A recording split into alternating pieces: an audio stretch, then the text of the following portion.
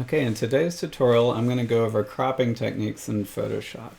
So there's three major cropping techniques that I want to go over here. And so there's going to be the pen tool technique, which I'll go over first, which will be good for kind of cropping out like these antlers, for instance, right here. And then I will talk about, let's see here. There's a technique that I can show using the Lasso Tool and the Select Mask button right here. And then finally, there's an option that I call the channels cropping technique, which is really helpful for something like a tree, and I'll kind of dive into that one here. And so all three of these techniques are kind of what I call high quality techniques in terms of cropping out images here. You'll find in Photoshop that there are a lot of options, like let's see if I can find them here, like the magic wand tool and stuff like that. And so those are always there, but I tend to kind of, a lot of the times those crops will come out a little cruddy, and so these are kind of more professional techniques is the way I tend to view it here. So the first technique, I'll just press Command J, or I can just grab this background layer right here and duplicate it. Oops, and drag it down to the plus icon right there, and I'll duplicate. On the D2L, you can find all these images that I'm using. On the D2L under Demo Pictures, right here, and all these images you can find in there. You can also find similar images to this online very easily here. So the pen technique, the shortcut for it is P. So if you press P on your keyboard, let's see if I can get my keyboard to work. Okay, there we go. So I press P, and you can see it's this tool right here. You can see there's some different options down here, but I'm just going to concentrate mainly on the pen tool, and I'm going to concentrate on cropping out the antlers. So generally speaking, when you're cropping out an image, you're going to want a higher resolution image than what I'm working with here. When we zoom in on this, you can see that it really starts to break up in terms of the pixels there when we zoom in. So this isn't like an ideal example here, but I think we can still get through this tutorial all the same here. So I'm pressing the Z button and dragging left to right. You can also press Z and Option to zoom out. Remember, Command 0 brings you back to full page right here. So those are kind of some of the ways that I'm navigating around, and then I'm pressing the space bar to get this hand tool where I can kind of move around my document and reposition here. So with the pen tool, I'm going to manually be cropping this out much like I would in Adobe Illustrator using the pen tool. And in between each time I create a new anchor point, I'm going to be pressing the space bar on my keyboard so I can drag around the canvas and look around here. So P for the pen tool. And so you're going to click, and if you click and hold down and drag, you get this Bezier. So exactly like Adobe Illustrator, where you can just click and reposition these around. As I'm drawing the second anchor point, I can hold spacebar and reposition the anchor point as I'm drawing. So as I'm keeping my cursor clicked down, but pressing the spacebar to kind of reposition it there a little bit. So you're just clicking here. And generally speaking, you want to kind of get this done with as few anchor points as you can here, just generally speaking. You know, you generally don't want to do this with 1,000 anchor points, or else you'll kind of end up with something with a little bit too much waviness here. Since this image is so low resolution that I'm working on right now, it's a little hard for me to look at this and get like a clear idea of where the antler stops and where the sky begins here. So that's just one example of why you might want to be using a higher resolution image than what I'm doing right now. But I'm just clicking and dragging. And so one really important technique here is, so I've been clicking and dragging to get these Bezier handles, which lets me kind of control this. But right here, I have a hard edge. And so instead of clicking and dragging, I'll press Command Z there, I just tap. And you can see I don't have a Bezier right there. And so the next time I draw an anchor point, I have a hard edge right there. At any point, you can reposition these by, as I'm drawing, I can hold down the space bar. But if I've already pressed, and then I do the space bar, it doesn't work anymore. So I've kind of, so let me just show that again. So as I'm holding this down, you can still see my pen still pressed down. And if I press the space bar, I can reposition it. But if I let go and then I press space bar, it goes to the pan tool. So if you have an anchor point that you want to reposition at any point, you just need to press Command, on your keyboard. So I'm on a Mac, so press Command on your keyboard here. And when you press Command, and this is a really important tool here with this, the pen tool, is I can, as long as I'm holding Command down on my keyboard, I can reposition all these Beziers, all that stuff here.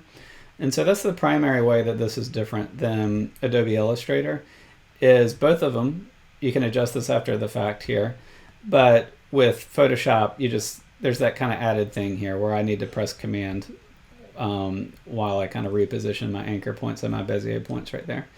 But when I'm ready to start drawing again, I just let go of Command and go back to normal work once more. You can see that this Bezier handle is a little too long, so I can just hold Command again, narrow that out a little bit, and then return to work here. And so I'm just going to speed through the rest of this.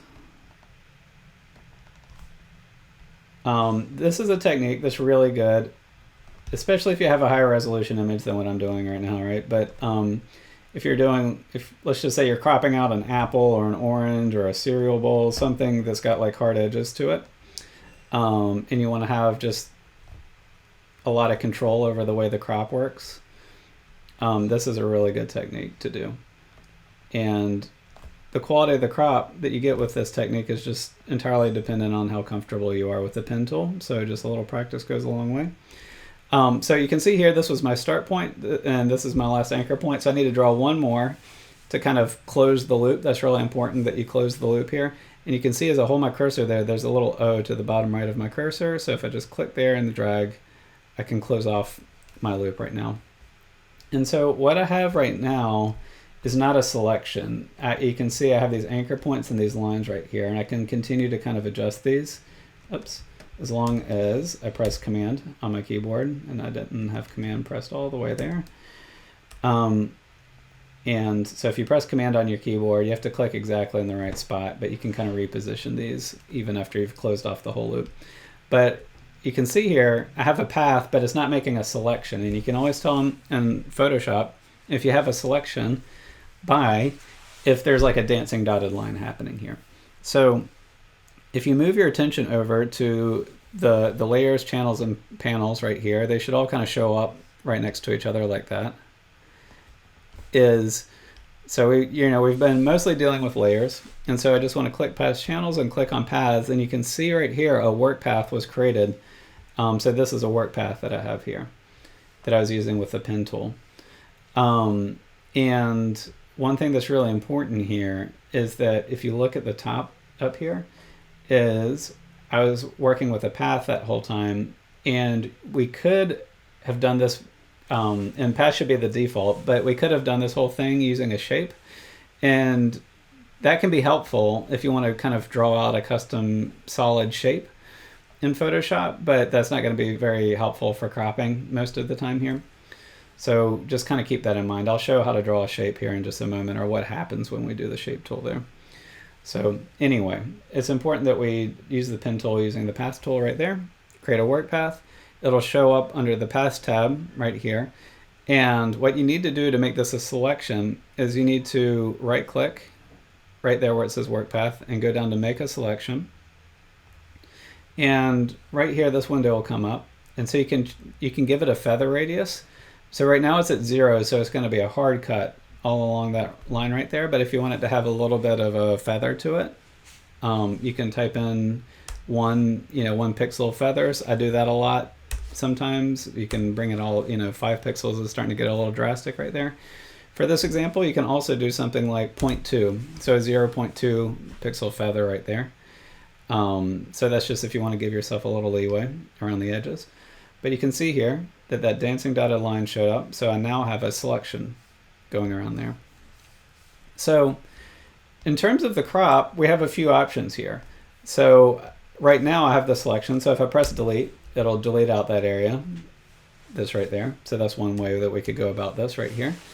We could also go up to select and then inverse, which is Shift Command I.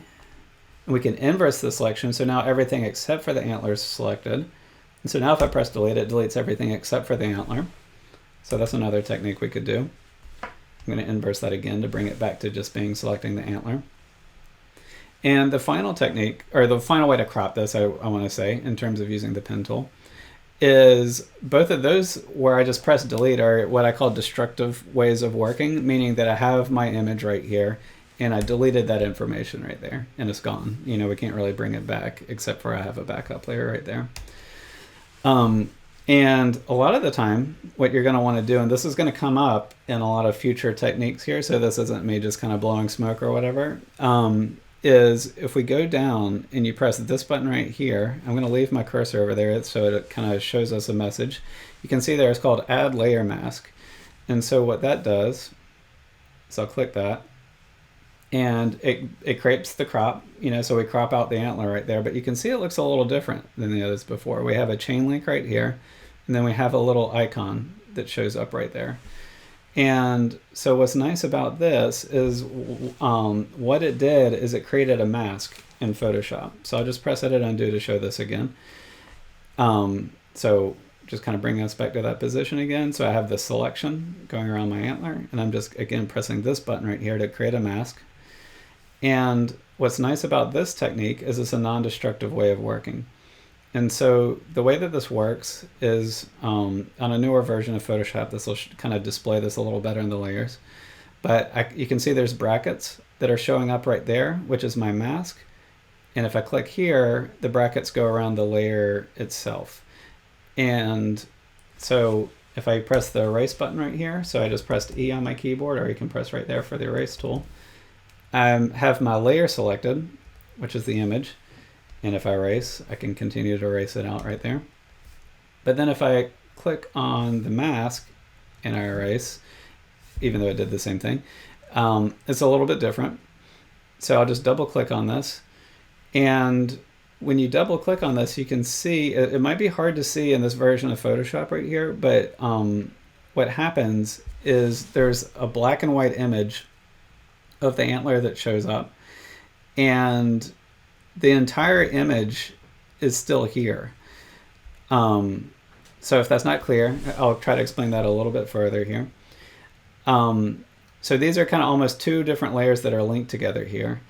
And so right now, so the mask and then the image itself right there, so the mask and the image. And if I press Edit Free Transform or Command T, and I have them linked, when I move one around, it moves both of them around. Now, if I press this link button right here, and I have my image selected, you can see right here that I'm moving the image, but the mask is still in place right there. Let me create a green screen fill here so we can kind of, that becomes a little clearer here. So I just made a fill layer underneath this whole thing just to help show this off a little bit better. So I have my antler, which is on the image layer, which is right here. The brackets are on the paintbrush, which is the layer. And so when I move it, you can see the whole image is still there. You see I have like the deer's face and everything. The whole image is still there. So that's what I mean by non-destructive. The image never got deleted here. And I have the mask here. And so you can see the mask shape from the pen tool got drawn out right there. And if I press this link button again, now when they're linked together, and when I move one, both move here. And so an advantage of this is that that image of the whole deer is still there. That information is still available to us. And so it's not deleted out. And additionally, the way a mask works is when you have the mask selected right here, and the brackets are on the mask right now, if I do a white brush, it'll expand out the mask further, so I can kind of customize it. And just kind of, if I want like the deer's head in there, I can kind of paint in a little bit of extra area with a white brush right there. And then if I switch to a black brush, which I can do right now just by pressing X to switch these, or I can press this little arrow right there to switch to my black brush. Notice again, I'm on my mask. I can kind of erase it out in a sense, or hide a little bit of an area right there by doing the black brush. And so using masks, you can have your crop, but then you can continue to adjust it here, working non-destructively the whole time. And the mask becomes super helpful for some later techniques that I'll show in the class here, particularly with a double exposure technique, which I'll be showing next. So that is an introduction to the pen tool as well as masks. And so masks I'll kind of continue to go into further here in these other lessons. So if you don't get masks yet, just hold on. You know, I'll show some more demos here in this lesson. So hopefully it'll become clear as we go. So that's mainly how to use the pen tool. So I'm going to delete this. So now let's jump to, yeah, let's go ahead and do this one. So we'll do the channels technique. So the channels technique is here. And so notice here that we have our layers, we have the paths, right? That's what we're just working on with the pen tool. And then we have the channels. And so in this channels tab, you can see here we have this picture of the tree. This is an RGB image. And you can see that we have it divided up into the red channel, the green channel, and the blue channel right there. And so we're going to actually use these channels to help create a crop. And so this technique is really helpful. The pen tool is not going to be helpful in this image, right? Imagine trying to use the pen tool to crop out this tree right here. That would be a complete nightmare to try to crop that out. So what we're going to do here instead is we're going to use, in this case, the blue channel to separate out the green from the tree, from the blue of the sky. And so we're kind of using that color information in the image to help us create a crop. And so this is a technique I like to use a lot. It's not helpful all the time. So it's this is an example right here, cropping out a tree, where it's very helpful. But this is not what you're going to want to use all the time. Very good to have in your playbook, but not the cropping technique you'll use every time. So I have my tree image. I'll drag it down to the plus to duplicate it and hide the background layer. And I'm going to go over to the channels tab. And what I'm doing here is I'm going to cycle through these. And my goal here is to turn this into an entirely black and white image. And I'm going to use that black and white image to create a mask. And so this is where, hopefully, if you watch this demonstration on the channels technique, this is where hopefully masks will start to make a little more sense. I kind of touched on the pen technique, but this will go further into it here. So we need to turn this into a black and white image in order to crop it out. You can see the red channel. If we look at this image, there's not too many reds in this image, and so it looks grayed out, not very useful here. The green, again, I want to turn this into a black and white. We're getting there, but that'd be pretty tough.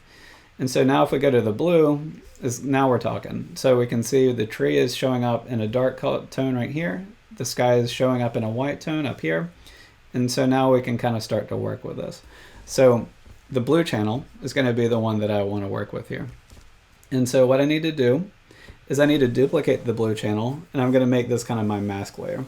So again, I can right click and duplicate that channel right there, or I can drag the blue layer down on the plus button to duplicate it right there. I'll double click on where it says blue copy and then write in mask. And what I want to do is turn this into a black and white image. The technique that I use for this is I'll press Command and L, or go up to Image, Adjustments, and Levels right here. So you can see Command and L right there. So we have levels right here. Again, my goal is to turn this into black and white. And the levels control is a lot like brightness and contrast almost. And when we look at this is almost like a music equalizer for anyone who's done some mixing in music or anything like that. The dark tones show up on this side, mid-tones show up here, and then our bright tones, or our white tones, show up here. And so to turn this into a black and white image, you can see this image right now has a lot of dark grays, which is what this little mount right there indicates. And then we have a lot of off-white. So almost white, but not quite there. And so to turn the whites entirely from like a light gray to a white, we just press this slider right here and drag it in a little bit. I'm going to drag it in to an exaggerated form just to show what happens as I continue to drag it in. You can see the image starts to blow out right there. So what you can do here is you can actually just look at this. This is called a histogram right here. And then just drag it to where it kind of starts to line up with your kind of mountain up there. And it'll kind of turn most of that into white tones.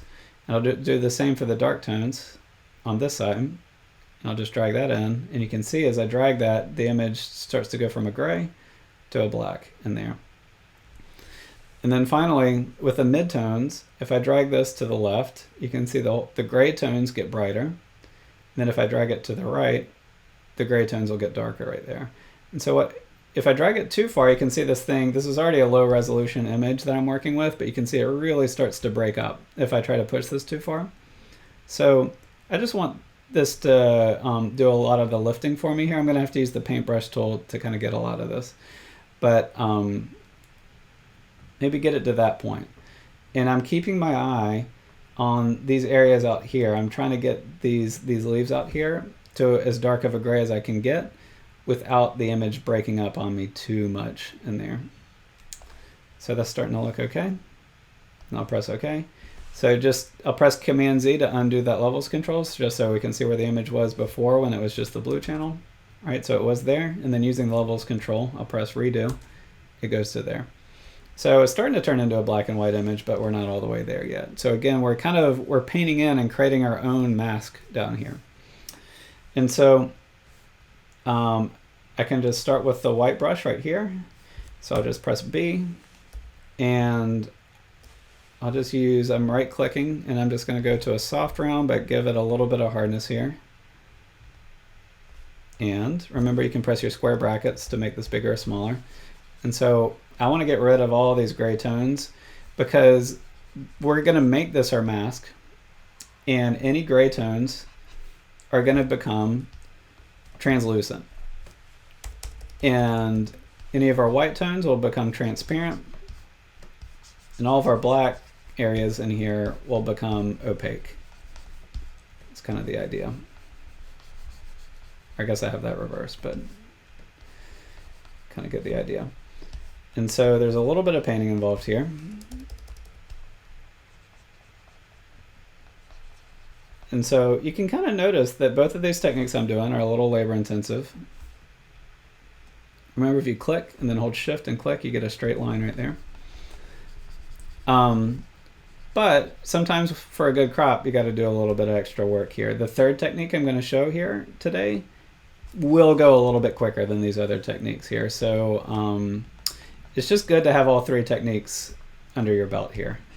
But you know, stay patient with me. There is a technique that's going to be a little bit quicker for those of you who are looking for a good cropping technique that goes quicker. But with my projects, I am going back and forth between all three and these techniques that I'm showing today, and it just depends on the image that you're cropping, which one's going to be best here. Something else we can do here, so I'm painting in with the white area, or sorry, with the white brush. I could also use the Lasso Tool, which is a way to create a selection in your composition. So I can use the Lasso Tool, and I can draw an area right here, and it's pretty loose the way it draws. But something that's nice about the Lasso Tool is now when I do the brush inside of it, I can't, you see how my brush is going outside on top of the tree, but it's not actually painting on it. So if you want to fill in an area quickly, that can be a really helpful technique, is just to use the Lasso Tool to kind of block off an action, section off an area for you there. If you want to deselect it, just press Command D or press Select and then deselect right there, and it'll get rid of that selection tool. Until you deselect it, that selection area is going to be up there, and until you get rid of it, you'll only be able to draw within that zone that you've created with the Lasso Tool. So right here, it's helpful to be using a stylus. I'm using an Intuos right now, tablet, so that I'm not drawing with a mouse. This can be pretty unfun if you're trying to do this with a mouse here. But you can see it's just kind of painting in some of the white area, and you can see right now I need to turn this tree entirely black and white, so I need to switch this. I can press X or this button right here, switch to my black brush, and I just want to paint in the areas of the tree that I want to be opaque. Might be good. I'm going to right click and bring the hardness down a little bit so it's a little bit of a softer brush, and just kind of painting in some of these areas that you want to be opaque. I can also press 5 on my keyboard or press up here and take the opacity down to 50%, something like that with my black brush, so that now it's more of like a dark gray that I need to kind of do a few brush strokes on to kind of get it.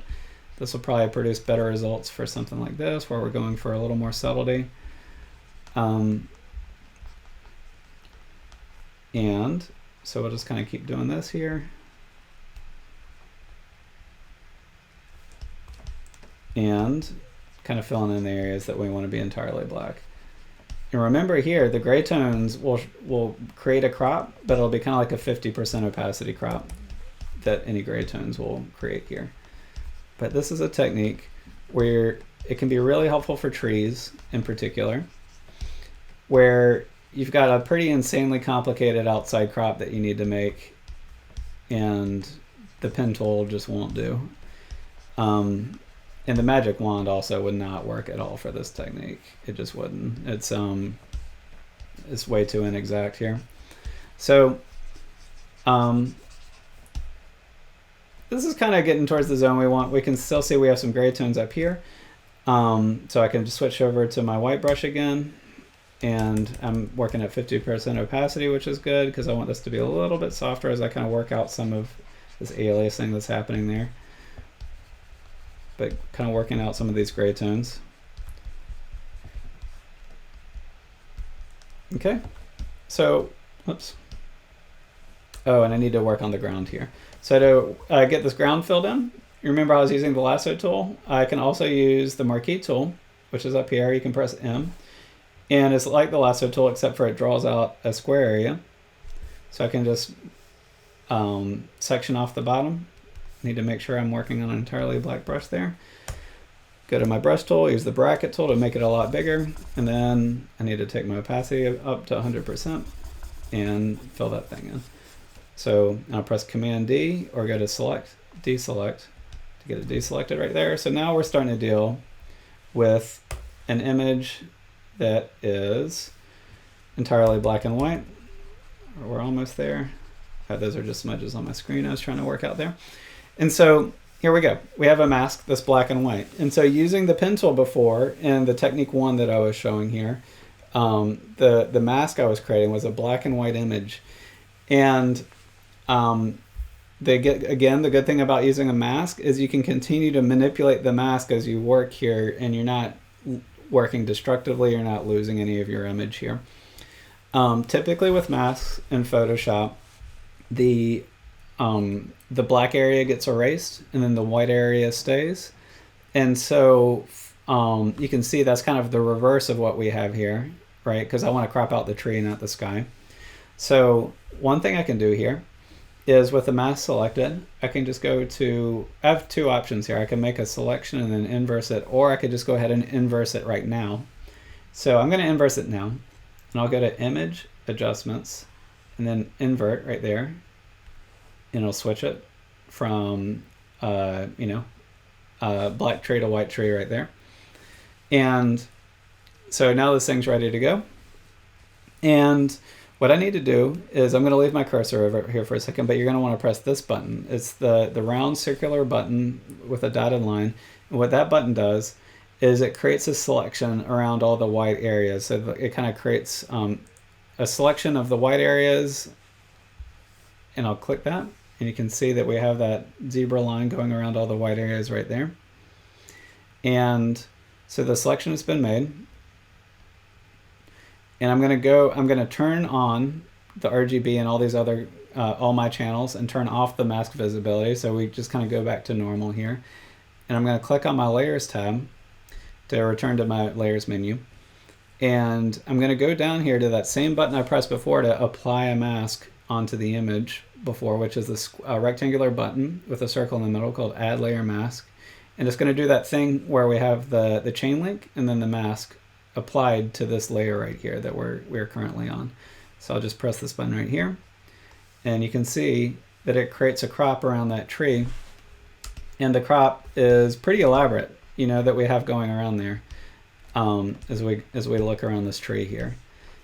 And again, something that's really nice about this is that this is, again, non-destructive, right? So if I click the chain link right there and I select my layer and then press Command T to move it around, you can see my image is all still there. I didn't erase any of my image. I'll press Edit Undo. and I have this mask, or if I press Command T, that this mask, I can copy and paste this mask to other layers, and so this can be really helpful for some like interesting techniques that we'll go over later on in the class. So remember, I can press the link button just by clicking in between them, and it'll link them together. And now if I press Command T for a free transform, they all move together right there. Just press the check mark to accept it. And remember, if there's any part of this crop that you don't like, you can just click on the mask right here. So just make sure that it's not like that and it looks like that. You remember, white adds to it and then black subtracts to it. So if there's an area of the tree that's erased that I want to paint back in, I just make sure the mask is selected. I have a white brush selected, and then when I paint the white brush, the image comes back. If I switch to a black brush, right, I can kind of paint out areas that I want to subtract. So I can continue to customize this thing as I go here. One really helpful technique I do when I'm cropping out images and I'm going for a very exact crop is I like to put behind the image what I call a green screen. Because this checkerboard right here is Photoshop's indicator that there's nothing back there. But sometimes it can be pretty forgiving to the eye. And you actually want to kind of present this in the least forgiving light as you make the crop, just to kind of keep yourself from making mistakes. So I'm making a new blank layer right there by just pressing the plus button and making a new empty layer. I'll press G, or go find the paint bucket tool and fill that in. Since we're doing a green tree, instead of doing like a quote-unquote green screen, I might want to make this like a red screen or something, and try it again. And so here you can see that the crop is kind of putting my crop in the most unforgiving light that I can imagine here. And so this just helps me find any problem areas where I want to kind of customize this some more and get the crop going. So if we look in here in the tree, you can see a little bit of the sky peering through. So if you wanted to kind of take your tree, crop it out and put it in front of like a volcano, or like a fiery background, this could be helpful here to kind of continue to make your crop better and better. So this is my fill layer right there. So we don't want that selected. I'm going to go select my layer that I've been cropping out, click on my mask, make sure that the brush is black because I want to subtract out some areas right here. So I'll press B, and I'm on my black brush right there. I'll press the square bracket tool to get this thing small, and I can kind of paint in some of these areas right here where I want to kind of get some of that blue out right there, right? So you can still go in, customize your crop, get this thing absolutely perfect, add and subtract in and out of your mask here as you move along with your project here. Take note also that I have my black brush right now at 50% opacity, so that just makes it so that there's a little bit of give here, and every time I make a mark, it's going at 50%, so I can just press a few times before it goes into 100% opacity, and that gives you a little more room to kind of keep it organic and keep things under control right there. But you can see a really good crop happens here with this technique. You get a ton of control over it, and you can continue to make adjustments to it as you go on with it. And so that's the channels technique, right? And so really helpful if you have a character in front of any kind of green screen. A tree in front of a blue background is a perfect example of when you would want this. It's really good for cropping out hair if you have a person who's in front of a background with a very different color from the person themselves. Where this technique doesn't work is, let's say you have a person who has red or brown hair, and they're in front of a tree that's got in the fall that's got like red leaves on it. When it's something that's like red on red or green on green, then this technique is going to stop working for you. But this image right here, perfect example of when you can use this technique and you can get a really elaborate crop with relative speed here. So that is the channels technique right there. And you can see here that using the channels technique, we hopefully get a better idea of how a mask works, right? A mask, you're just telling Photoshop you're getting the image into a black and white image. Remember, white is the area that stays, black is the area that crops. You might need to go up to image adjustments and then invert to kind of get it to the right way. But you select it, then you go to the layer that you want to apply the mask to, and then you press this button to create a mask, and then let me just deselect this, and then you end up with a layer that looks like this one right here that's currently selected, where we have the layer itself, we have a link, and then we have the mask, and you can kind of have one or the other selected and make adjustments to it non-destructively as you work along here. So let me just close that out. So now we're on to our third method of cropping. And so this method is going to be, I think, a little less labor intensive, but we also lose just a little bit of control, but we're going to be working with masks still. So honestly, there's still a lot of control here. So this technique is good in a lot of circumstances. And here we're starting to rely on Photoshop's algorithms just a little bit more. So I have this, this picture here of a person in front of a white background. We could also do it here. I could use this technique on either side. Let's use it on this teddy bear example, because this example right here of this person, we could use the channels technique on this too, and it would almost certainly work really well here. But the channels technique would start to struggle here because we have this brown bear, the brown, you see there's this brown right here on the tree. I think the channels technique would start to really struggle with making this crop. So let's use this image to show technique 3. So for technique 3, I just duplicated the layer, the background layer, so we're working on its own layer here. And what I like to do is I like to go to the Lasso Tool, and I'm actually not even going to use the Lasso Tool here, is if you click on the Lasso Tool, which is also shortcut L, and you look at the top, we have this button right here. You should have this button that says Select a Mask. So we're going to click this, and then this whole interface is going to change and go to like another interface.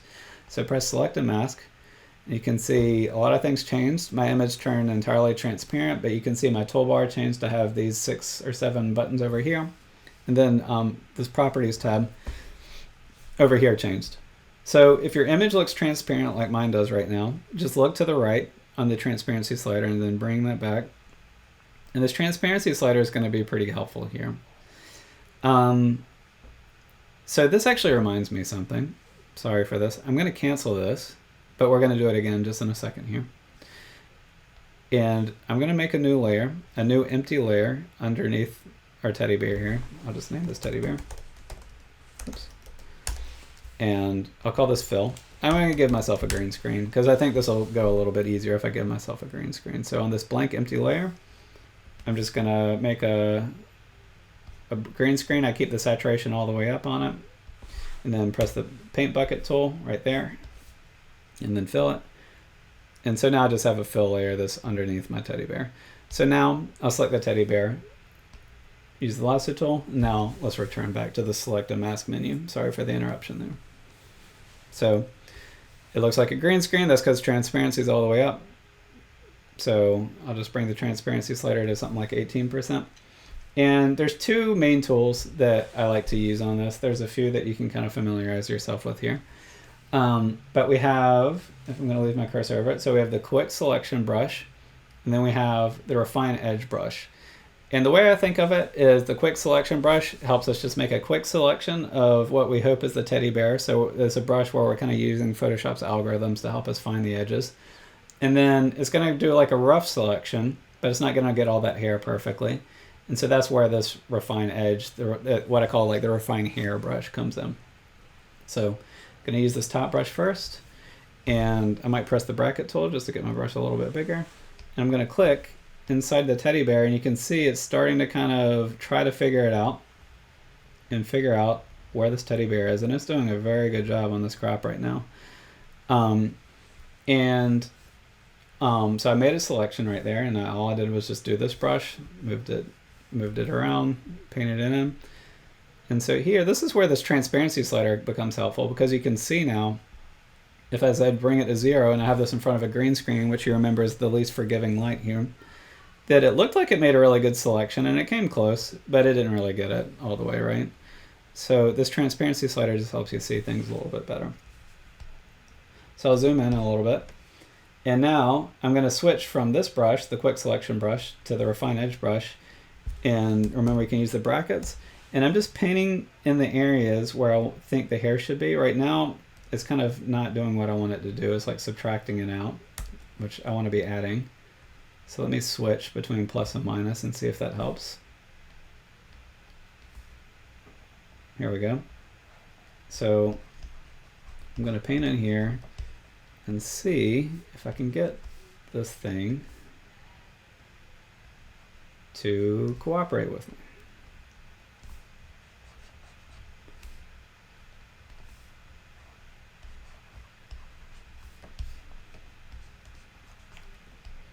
Okay, it's fighting me a little bit. Let's see here.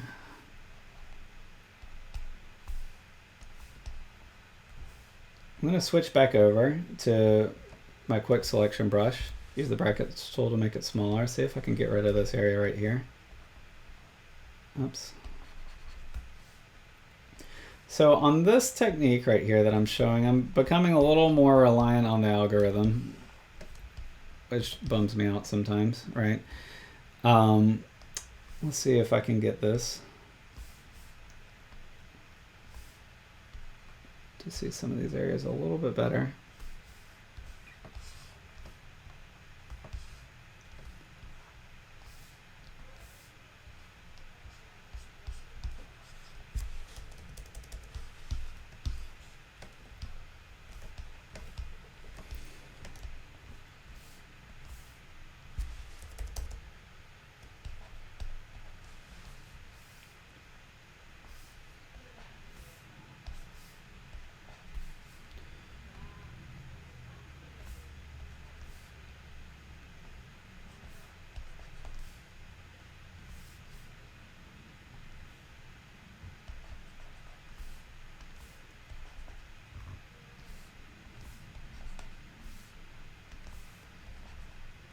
This thing's really fighting me right here. Let's see if I can.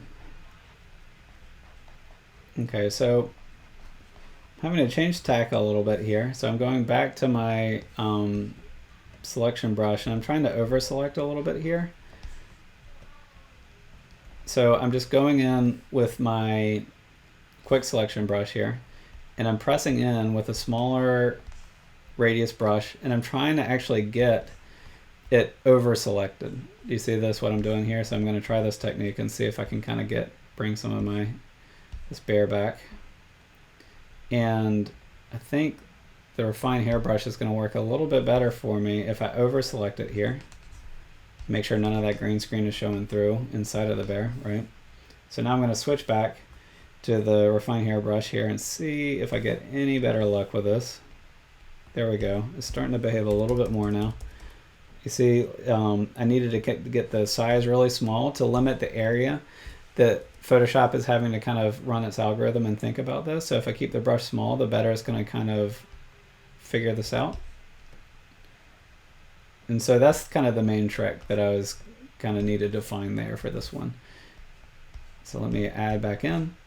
And so again, just to kind of clarify, what I was having trouble with before is my the brush had it selected pretty well at the beginning. It was like a little rough in some areas, but sometimes in order for the refine hairbrush tool to work, you need to kind of over select, like what I'm doing right there, a little bit. And then from there, go to the refine hairbrush, use a small brush. You see how small my brush is right there. And just kind of go through these areas using a small brush and just kind of patiently work it out. But you can see once you kind of figure out the balance for your image that your image needs between how to kind of interplay between those factors right there, this crop starts to go super quick. You can get a really quick crop using this technique, and you can end up with a really good technique. I highly recommend using a green screen fill layer like what I'm doing here, because again, this is presenting our crop in just the most unforgiving light possible. And so now, no matter what kind of background I end up putting this bear on, it should kind of hold up pretty decent. Right here. And again, so I'm using a really small brush and switching back between the quick selection tool and then the refine hair brush, and just kind of getting it as good as possible right there. Still have some problem areas down here, so let me just crop some of that out. It starts to get a little confusing between the grass and the bear itself, so let me just reselect some of that. Okay, getting a little bit of an idea here.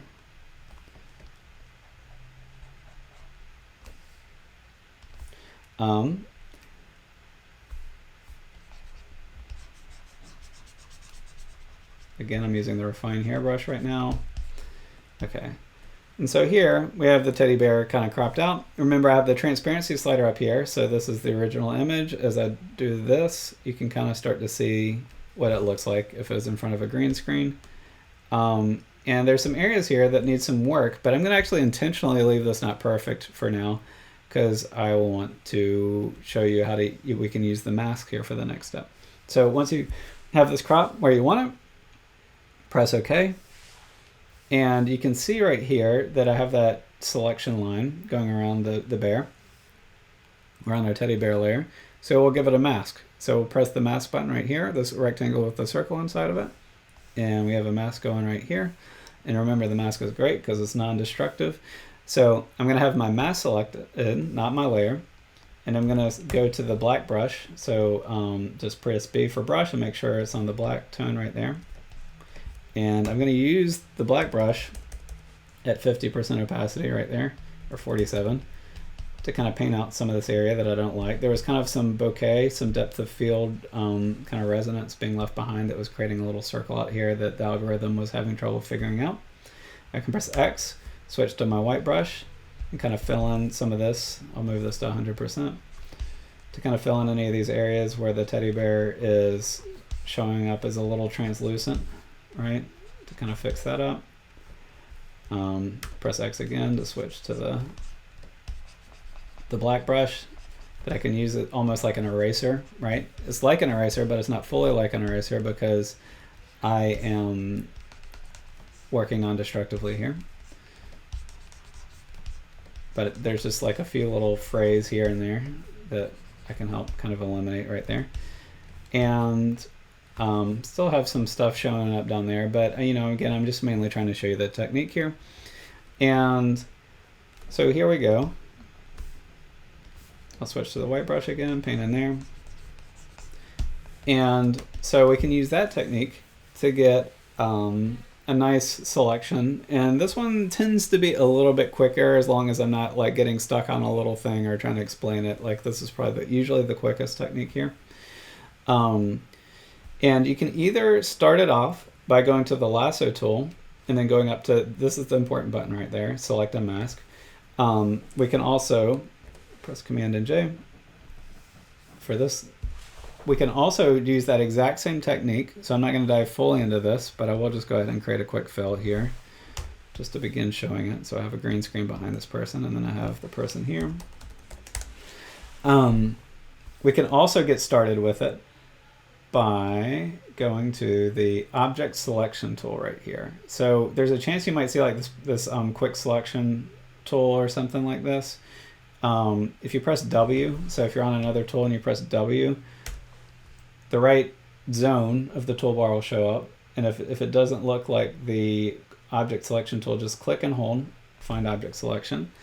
And so what object selection is you can see up here when I go to object selection mode, we still have the select and mask button, right? So we're going to end up using the exact same technique we're using for the teddy bear there, but we're just going to make our initial selection slightly differently here. And so the object selection tool is you just draw like a marquee, like square selection, and then Photoshop tries to figure out where the object is within that zone that you selected right there. So you can see I have a person here, and I'm just going to position my selection there. And it does a pretty decent job making a selection right there. But you can see it's definitely not going to get everything right now. If I press delete, you can see all that hair didn't get picked up. There's a lot of subtlety that didn't even come close to getting, right? So this is an example of Photoshop's algorithm not being good until we kind of guide it, right? And kind of start using more advanced techniques. So to start using a more advanced technique, you just go, same as the teddy bear, right? We go up to select a mask, and we have the transparency slider here. But the advantage of the object selection tool is we just get a head start on this, right? Like the initial selection's already made and we can kind of proceed from here. So I'll kind of keep the transparency at maybe 75% or so. Zoom in a little bit. And I'm going to see what happens when I use the refine hairbrush in this section to kind of eliminate some of these gaps right there. You can see as long as you're using a pretty small brush, this algorithm's pretty smart about this. If we need to add back areas, we can also use the, the standard brush. It's pretty quick to kind of try to find the whole thing right there, right? So it can struggle. But you can see this time the refine hairbrush is having a much easier time here. So I'm on the refine hairbrush. I'm just clicking on these hairs, these stray hairs that kind of got erased before, and just drawing on them. And in this example right here, Photoshop is being a little smarter than it was last time about finding these hairs and kind of bringing them back into the fold. So I can just kind of click in here and it kind of eliminates some of the white that I don't want back there. And tends to be pretty good at adding the hair back in here. So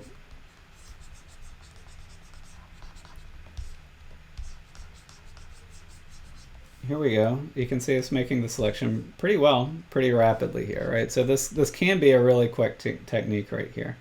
And remember that once we press OK on this, so I'll press OK, we have our person, that person layer selected. I press this button to apply that mask to it. And so here, remember we have a mask, and so we click on this. We can use the white and the black brush to add and subtract some areas. You can see, for instance, right here it erased some of her nose. So with the mask selected right here, I'll press B and use the white brush. Use the brackets to get it a little smaller, and then I can paint in the area where I want it not to get cropped, and vice versa. You know, I can press X, switch over to my black brush, and kind of subtract some areas that I want to subtract on this. So white brush again, bring in our nose, and you can get a pretty good crop going using this technique right here. So those are the kind of main cropping techniques that I wanted to introduce today here.